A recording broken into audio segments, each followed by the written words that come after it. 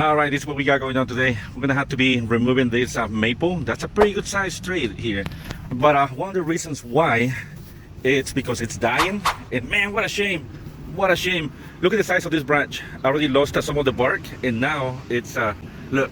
There's nothing up there. We have a big broken branch up there. That's a pretty good size. And as you can see here, we're losing the bark on most of the main trunk. So yeah, look at this. And this is why we recommend not having vines growing close to the trunk, so we can see some of the problems on the tree. But and look at this. Look how soft this is. Man, what a shame. But it needs to go too close to the house. And man, all right, let's get it out of here.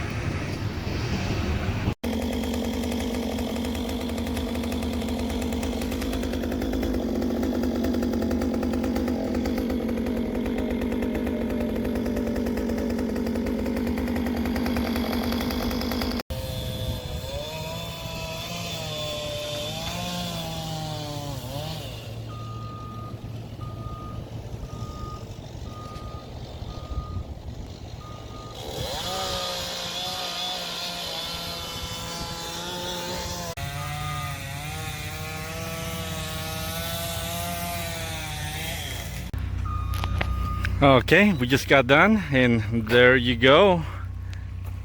There you go. And we also grind the stump.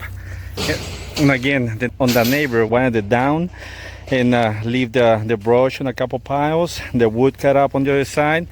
We took the bigger pieces of wood on this other side, and we left the smaller ones cut up 14 to 20 inches chunks. But I get this, and well, there you go. There you go. Client's happy.